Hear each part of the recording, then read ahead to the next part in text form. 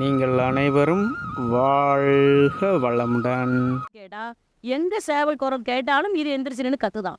அப்போ அவர் சொல்றாரு, ராஜா, எங்கேயோ ஒரு குரல் கேட்டால் நாம் கத்துவதற்குரியவர்களாக இருந்தால் எனர்ஜி வேஸ்ட்.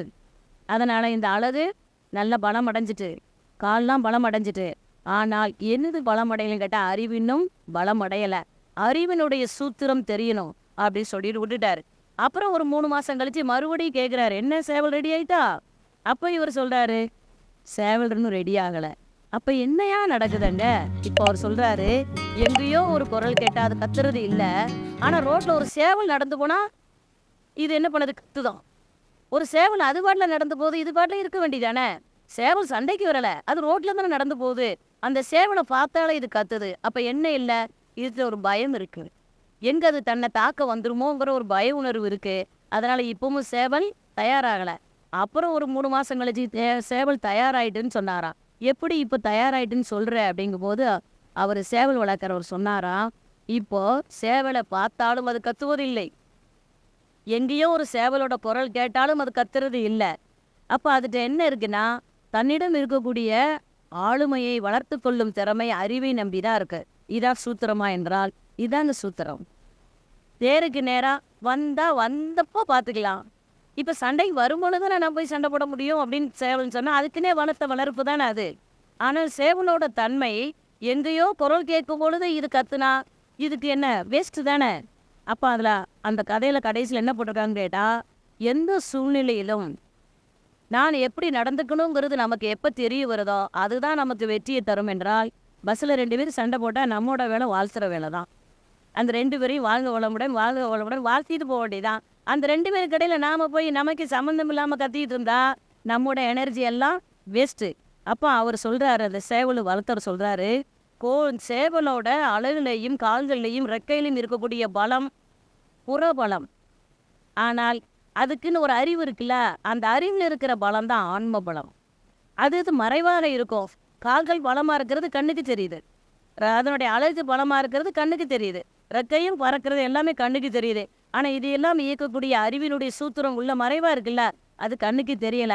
அப்ப அதை பலப்படுத்துவதற்கு அது எப்படி தன்னுடைய இருப்புலேயே இருந்து இருந்து பழக்கப்பட்டதோ அதே மாதிரி தான் அறிவு கொண்ட மனிதனுமே தன்னை கொஞ்சம் கொஞ்சம் தவத்தில் இருப்புல இருந்து பலப்படுத்தணும். நான் புறமாக உடல் அளவில் பலமடைந்து இருக்கிறோமான்னு கேட்டால் பலம்தான், இல்லைன்னு சொல்ல முடியாது. ஆனால் உள்ளே இருக்கக்கூடிய அறிவினுடைய பலம், அந்த சூத்திரம் நமக்கு தெரிஞ்சாதான் நம்முடைய வாழ்க்கையினுடைய கணக்கு மிக சரியானபடி இருக்கும். எல்லா இடங்களிலும் வெற்றி பெற முடியுமா என்றால் வெற்றி பெற முடியும். மனவளக்கலைக்குள்ள வந்த பிறகு தோல்வி என்பது இல்லை. ஏன்னா கவலை ஒழித்தல்லே சாமி சொல்லிட்டார்ல, எதற்கு கவலைப்படணும், எது பிரச்சனைன்னு பிரித்து பார்க்க தெரிஞ்சா கவலையே கிடையாது. ஆனால் எல்லா சூழ்நிலைகளிலும் ஒருவருக்கு அமைஞ்ச மாதிரி இன்னொருத்தருக்கு அமையுமான்னு கேட்டால் அமையாது. அப்போது காலம் எப்படி இருக்குது, அதை நம்ம விலை கொடுத்து வாங்கவும் முடியாது, நாமளாம் தக்க வச்சுக்கவும் முடியாது. ஒரு டப்பாவில் கூட நான் இப்போ ஒரு 1/2 மணி நேரத்தை அப்படியே பூட்டி வைக்கிறேன் அப்படின்னு பூட்டி வைக்க முடியுமா? எந்த பாக்ஸ்லையும் போட முடியாது. காலம் பூட்டி வைக்க முடியாது, சேமித்து வைக்க முடியாது. ஆனால் அது என்ன பண்ணுது, நம்மகிட்ட இருந்துகிட்டே இருக்குது, கிடச்சிட்டே இருக்குது.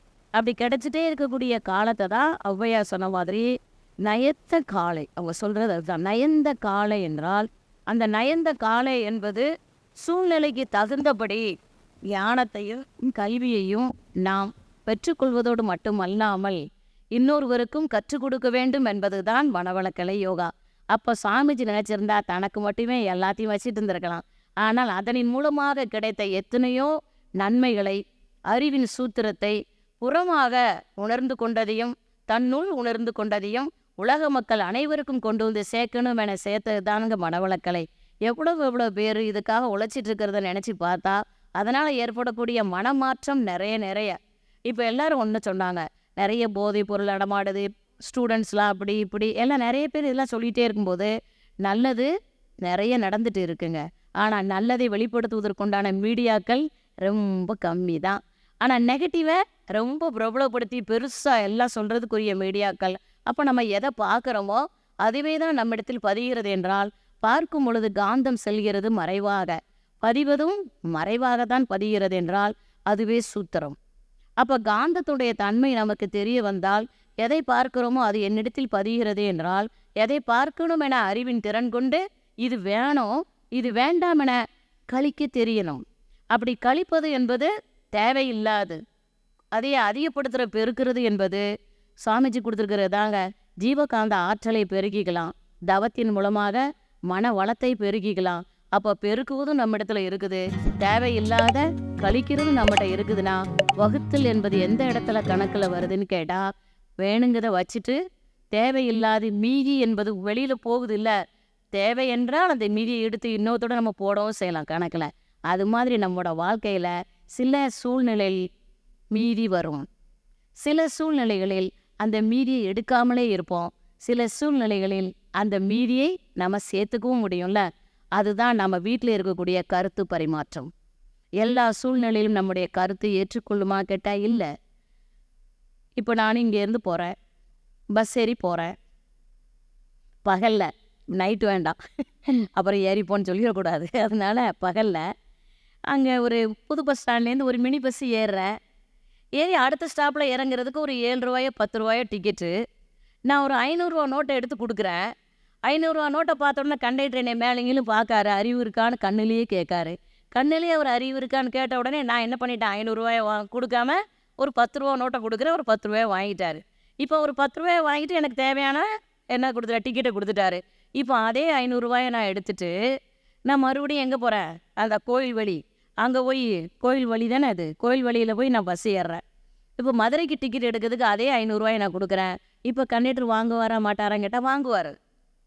இப்போ 500 ரூபா நோட்டு இந்த கண்டக்டர் மேலங்களும் பார்த்ததுனால அது செல்லாமல் இல்லை, அது 499ஆக மாறவும் இல்லை. அது தன்னோட இயல்புப்படி 500ஆவே தானே இருக்குது, அதனுடைய கணக்கு சரியாக தான் இருக்குது. அதே மாதிரி அங்கே போய் நான் கொடுத்த உடனே அந்த கண்டக்டர் என்கிட்ட 500 ரூபாய் வாங்கின உடனே அது 501 மாறலை, அதுவும் 500 தாங்க. அப்போ நாம் வீட்டில் சில விஷயங்களை நாம் சொல்லும் பொழுது ஏற்றுக்கொள்ளவில்லை என்பதற்காக நம்முடைய மதிப்பு குறைவதும் இல்லை, நம்மளை ஏற்றுக்கொண்டார்கள்ங்கிறதுக்காக அதிகப்படியாக மதிப்பு நமக்கு கூடுவதும் இல்லை. நாம் அப்படியே தான் இருக்கிறோம். கருத்து விரும்பினால் ஏற்றுக்கலாம், மீதி மாதிரி தான், தேவைன்னா அதுலேருந்து எடுக்கிறோம், இல்லைன்னா அதை அப்படியே விட்டுட்டு மீதி தாங்க இருந்தாங்க அப்படின்னு சொல்லிட்டு எப்படி ஒரு பொருளாதாரத்தில் ஒரு கணக்கை நம்ம கரெக்டாக வச்சுட்டு இருக்கோமோ அது மாதிரி தான் நம்முடைய கருமையத்திலும் ஒரு கணக்கு எழுதப்பட்டு இருக்கு. அந்த கணக்கை வரவு செலவாகவும் எதை இருப்பு வச்சுக்கணும் எதை கழிக்கணுங்கிறதுக்கு தான் சாமிஜியால் கொடுக்கப்பட்டது தவம். அப்போ அவர் தவம் பண்ணும் பொழுது சாமிஜி என்ன சொல்கிறாருன்னா, நீ வெறுமனே கணக்கிலே இருந்துட்டு வாய் சொல்லால் எல்லாவற்றையும் வெற்றி பெற முடியுமா என்றால் இல்லை, அதை உன்னுடைய நடைமுறையில் வாழ்க்கைக்கு தினசரி கொண்டு வந்தால் மட்டும்தானா அதுக்கு பேர் தான் பயிற்சி அப்படின்னு சொன்னால், நம்மிடம் இருக்கக்கூடியது என்னென்ன வினை இருக்குதுங்கிறது கண்ணுக்கு தெரியாத சூத்திரம் எங்கே இருக்குன்னு கேட்டால் இறையாற்றலிடம் தானே இருக்குது. சூத்திரம் என்பதா சூத்திரதாரின்னு சொல்கிறது அதுதான் அப்படின்னு சொன்னால், மறைவாக இருக்கக்கூடிய அறிவு சும்மா இல்லை, அது எதையாவது ஒன்று செய்துட்டே தான் இருக்கும். பிரபஞ்சத்தை எப்படி விடாமல் இயக்குதோ மறைவாக இருந்து நம்மையும் அதுதானே இயக்குகிறது என்பதை நாம் பலமுறை கேட்ட மாதிரி, நம்மையும் இயக்கும் அறிவை நாம் பார்க்க முடியுமான்னு கேட்டால் பார்க்க முடியல. உயிர் சுற்றிட்டே இருக்குன்னு சொல்கிறோமே, பார்க்க முடியுதான்னு கேட்டால் பார்க்க முடியல. ஆனால் நாமளே உற்று பார்க்க முடியாத உயிரை உணர வைத்தது குரு தானே. அப்போது ஒரு குரு எந்த இடத்துல தன்மாற்றம் அடைவதற்கும் நமக்கு மட்டுமல்லாமல் நம்முடைய சந்ததிகளுக்கும் உரிய தன்மையை தராரு சொன்னால், நம்ம நவகிரகத்தவும் பண்ணுறோம், சூரியன் அது இது எல்லாம் பண்ணிட்டு வந்தால் கூட ஏன் குரு என்று சொல்லக்கூடியவரை ஆசானாக மாற்ற வேண்டும்? அந்த ஆசானாக மாறுவதற்குரிய தன்மை எங்கே வருதுன்னு கேட்டால், அது விஞ்ஞான ரீதியாக நிரூபிக்கப்பட்டோம், ஜோதிட ரீதியாக ஏற்றுக்கொள்ளப்பட்டோம். நம்மளை மாதிரி இருக்கிறவங்க குரு பக்தி அல்லது ஆசானுக்கு கொடுக்கக்கூடிய மரியாதை எல்லாமே காரணம் என்னன்னு கேட்டால், சூரியனிடமிருந்து வரக்கூடிய, ஏன்னா ஆன்மக்காரகன் சூரியன் தான், சூரியனிடமிருந்து வரக்கூடிய காந்தா அந்த ஆற்றலை, அந்த ஒளியே அல்லது வெளிச்சத்தை எப்படி வேணாலும் வச்சுக்கலாம். எல்லா கிரகங்களும் அப்படியே வாங்கி பிரதிபலிச்சுட்டே இருக்கான். ஆனால் குரு கிரகம் மட்டும் வாங்கின ஆற்றலை 3 மடங்கு அதிகப்படுத்தி வெளியிடுதான். அப்போ எவ்வளோ பெரிய விஷயம் பாருங்க. ஒரு குருவுக்கு இருக்கக்கூடிய ஸ்பெஷல் அதுதான். சூரியனிடமிருந்து வரக்கூடிய ஆற்றலை உள்வாங்கி 3 மடங்கு வெளியிடுது அப்படின்னா, இப்போ குருவாக வரக்கூடிய ஒருவர் அவர்கிட்ட போய் நாம் என்ன கேட்டானா வேண்டுதல் அல்ல, நம்ம சாமிகிட்ட போய் கேட்குற, கடவுள்கிட்ட போய் கேட்குற வேண்டுதல் இங்கே கிடையாது. சாமிஜி சொல்லிட்டாரு, நீங்கள் உடற்பயிற்சி செய்தால் உடல் நோய் எதிர்ப்பு சக்தி மட்டும்தான் என்பது அல்ல, உங்களுடைய வினையும் அங்கு கழிகிறது. பல மடங்கு நன்மைங்க. தவம் செஞ்சாலும் பல மடங்கு நன்மை, தத்துவம் பல மடங்கு நன்மை. நீங்க ஒரு கேள்வி கேளுங்களேன், அதுக்கு 3-4 பதில் சாமிஜி தருவார். நீங்கள் ஒன்னொன்னுலாம், ஏன்னா குரு என எவர் ஒருவரை நாம் எண்ணுகிறோமோ அந்த குருத்துவம் கொண்ட ஒருவருக்கு கிடைக்கக்கூடிய ஆற்றல் சராசரி மனிதரிடம் இருக்கும் ஆற்றலை விட பல மடங்கு அதிகமா. அப்போ ஒரு சூரியனிடமிருந்து பெறக்கூடிய ஒரு ஆற்றலையே குரு கிரகம் அத்தனை கொடுக்கு அப்படின்னு சொன்னா, நாம ஒருவரை எத்தனை பேர் இருந்துட்டு எண்ணுறோம் குரு குரு அப்படின்னு எண்ணும் பொழுது அத்தனையத்துல இங்கிருந்து என்ன போகுது? நம்முடைய எண்ணம் தானே போகுது. நம்முடைய எண்ணம் இங்கிருந்து குருவை அடையும் சூத்திரம் கண்ணுக்கு தெரியாத மறைவாகத்தானே இருக்குது. அதனால தான் எப்பொருளை, எச்செயலை, எக்குணத்தை, எவ்வுயிரை ஒருவர் அடிக்கடி நினைந்தாலும், நம்ம அடிக்கடி நினைக்கிறது யாரும் கேட்டா குருவு தான். எதனால பஸ் வரலையா சாமி, என்ன பஸ் வரல, எல்லாமே நம்ம நினைக்கிறது எல்லாமே அதுதாங்க. அப்படி ஒவ்வொரு இடத்துலையும் ஒவ்வொரு நிலையிலையும் நம்ம எண்ணும் பொழுது பல மடங்கு நமக்கு நன்மை மட்டுமே தரக்கூடியது தான் குருவோட மனவளக்கலை பயிற்சி. மனவளக்கலை பயிற்சியில் தடை கிடையாது. மனவளக்கலை பயிற்சி செய்வதற்கும் தடை கிடையாது. அப்போ காலத்தால் நயந்து என்றால் நயந்த காலத்தே என ஔவையார் சொன்ன மாதிரி இந்த சூழ்நிலைக்கு தகுந்தபடி வள்ளுவர் சொல்றாருல்ல, எவ்வது உறைவது உலகம், உலகத்தோடு அவ்வது உறைவது அறிவு. இந்த உலகத்துக்கு எப்படி கொடுத்தா இந்த மக்களால் ஏற்றுக்கொண்டு செய்ய முடியும் என சாமிஜினுடைய அறிவில் உதித்ததை அவர் எளிமைப்படுத்தி நமக்கு கொடுத்துட்டு எல்லாரும் பயிற்சிக்கு வாங்க, பயிற்சி செய்யுங்கன்னு சொன்னால் சொல்லக்கூடிய ஒரே பதில் என்ன தெரியுமா? வாரோம், அப்புறம் வருவோம், பயிற்சிலாம் எடுக்கிறோம், அப்புறம் எங்கே போகிறோன்னே தெரியலைன்னா அது கிடையாதுங்க. தொட்ட பயிற்சியை தொடர்ந்து நாம் செய்ய வேண்டும் என்றால் அதற்கு உரிய முயற்சி நம்மகிட்ட தான் இருக்கணும். அதற்குண்டான சூத்திரத்தை யார் கொடுத்துருக்கிறா? சாமிஜி நமக்குள்ளதாங்க வச்சிருக்கிறாரு. அந்த சூத்திரமாக மறைவாக எது உள்ள நுழைஞ்சிருக்குன்னா அவரோட உயிரும் அறிவும் தான். அப்போ ஒருத்தங்க கேட்டாங்க, எல்லா தவமும் எனக்கு கிடைக்குமா அப்படின்னு ஒரு சந்தேகம் கேட்டாங்க. நான் சொன்னேன், ஏன் உங்களுக்கு இப்படி திடீர்னு சந்தேகம் வருது? எல்லா தவமும் எல்லாருக்கும் கிடைக்கும். அது எப்படிங்க கிடைக்கும் அப்படிங்கும்போது சொன்னேன், அப்பா அம்மாட்டேருந்து வாங்கிட்டு வந்த உயிர் தான் அங்கே உட்கார்ந்துருக்கு. அது தவம் படித்த உயிரா என்னன்னு நமக்கு தெரியாது. ஆனால் சாமிஜினோட உயிர் உள்ளே வந்ததுனால ஆக்னியில் உணர்கிறோன்னா அந்த உயிர் நமக்கு சப்போர்ட் பண்ணுதில்ல. துரியத்தில் துரியாயுதம் எல்லாமே சாமிஜினுடைய உயிர் தான் நம்ம உணர்ந்து பிடிச்சிட்டு மேலே போய்ட்டு வர்றதுனால நம்மளால் எல்லா தவமும் செய்ய முடியும். அடுத்தது அவங்க கேட்டாங்க, அப்போ நவகிரக தவம் செய்ய முடியுமான்னு கேட்டாங்க. ஒரு கொஞ்சம் ஏஜான ஒரு அம்மா. அப்போ நான் சொன்னேன், நவகிரக தவமும் செய்ய முடியும். ஏன்னா சுவாமிஜி என்ன பண்ணியிருக்கிறாரு, எப்படி போயிட்டு வரணுங்கிற சூத்திரத்தை நம்மகிட்ட சொல்லி கொடுத்துட்டாரு. இல்லை, எல்லாமே கயிறு அவர்கிட்ட தான் இருந்தது பூரா நம்மகிட்டையும் இந்தாங்க நீங்களே எல்லாம் வச்சுக்கோங்கன்னு சொல்லி கொடுத்த மகான். அவரோட உயிர்த்துவல் சூரியனை, சந்திரனை, நவகிரகத்தை உணர்ந்து உள்வாங்கின உயிராக இருக்கிறதுனால நீங்கள் எப்பெல்லாம் தவம் செய்கிறீங்களோ அப்பெல்லாம் இயல்பாக நம்மாலும் அங்கே செல்ல முடியும். பல மடங்கு ஆற்றலை நம்மால் உள்வாங்க முடியும். அப்போ மனவளக்கலையில் இருக்கிறவர்களுடைய தன்மை எப்படின்னு கேட்டால், வாழ்க்கையை எதிர்கொள்வதற்கு சராசரியாக ஒரு சாப்பாடு, உணவு, சராசரியாக சாப்பாடு, நீர், காற்று, பூமியினுடைய மையம் அல்லது தூங்கும் பொழுது வாங்குகிற பிரபஞ்ச ஆற்றல், இதெல்லாம் தாண்டி தவ ஆற்றலையும் நம்ம வாங்குகிறோம் பாருங்க. அந்த சூத்திரத்தை நமக்கு கற்றுக் கொடுத்தது தான் சாமிஜி. அப்போ சராசரி மனிதர்களாக இருக்கக்கூடிய நாம சராசரியாக இருப்பதற்கு மனவளக்கலைக்குள்ளே வரல. அதை விட இன்னும் பல மடங்கு வெற்றி பெறுவதற்குரியவர்களாகவும், எந்த ஒரு வாழ்க்கை கணக்கை நாம் கையில் எடுத்துக்கொண்டாலும் அது சிக்கல் இல்லாமல் இருப்பதற்கு உரியது அறிவு பலம் தானே. அந்த அறிவு பலத்தையும் பிறரை புரிந்து கொள்ளக்கூடிய புரிந்துணர்தல் தன்மையும் சாமிஜி நமக்கு பயிற்சியின் மூலமாக தந்துட்டே இருக்கிறதுனால மனவளக்கலை யோகாவை கற்றுக்கொண்ட நாம் சூத்திரதாரிகளா என்றால் கண்டிப்பாக சூத்திரம் அறிந்தவர்களே. அந்த அளவில் மிக உயர்ந்த ஒரு பயிற்சியை நாம் அனைவருமே கற்றுக்கொண்டிருக்கிறோம். அந்த நோட்டீஸில் பார்த்த மாதிரி கற்றுக்கொண்டோமா, கற்றுக் கொடுக்கிறோமா என்றால் கற்றுக்கொண்டே இருக்கிறோம், கற்றுக் கொடுக்கவும் செய்கிறோம். கற்றுக் கொடுக்கும் பொழுது என்ன நடக்கும்? பல நாள் தவம் செய்து வினை கழிக்குதில்ல, வினை கழிவதற்கு தவம் செய்கிறோம்ல, அந்த பல நாள் உட்காந்து தவம் பண்ணக்கூடிய ஒரு விஷயம் நடக்கும். ஆனால் நீங்கள் இன்னொருத்தரை கூட்டிகிட்டு வந்து இங்கே ஜாயின் பண்ணி அவருக்கு ஆக்னை கொடுப்பதற்கு உதவி செஞ்சிட்டீங்க அப்படின்னா பல நாள் அமர்ந்து செய்யக்கூடிய தவத்தினுடைய வலிமை இந்த தொண்டில் கிடச்சிரும். அதுதான் நான் ஊர் ஊராக போக காரணம் அதுதாங்க. ஏன்னு கேட்டால் ஒரே இடத்துல இருந்து வீட்டில் இருந்து தவம் செய்யலாம், ஒன்றும் தப்பு கிடையாது இல்லையா? எங்கள் வீட்டுக்காரர் என்ன வேண்டானா சொல்லுவார் சாப்பாடு போடுறதுக்கு? இல்லையே, எல்லாம். ஆனால் ஏன் வரோன்னு கேட்டால் நாம் கொண்டு வந்த வினையை கழிப்பதற்கு தொண்டு செய்யணும் ஒன்று. இன்னொன்று என்னன்னு கேட்டிங்கன்னா, எந்த அளவுக்கு பிறருக்கு நான் உதவி செய்துட்டே இருக்கிறோமோ அந்த வினையை கழிப்பதற்கு நம்ம உதவி செய்த உடனேயே நம்மிடம் இருக்கக்கூடிய வினை மிக வேகமாக நீங்குமா. அப்போ நாம் பயிற்சி பண்ணிகிட்டே இருக்கிறது ஒரு புறம், இன்னொருவருக்கு பயிற்சியை கற்றுக் கொடுப்பதற்கு ஒரு வழி ஏற்படுத்தி கொடுக்குறோம் பாருங்க, அதுதாங்க அதிக நன்மை தரும்.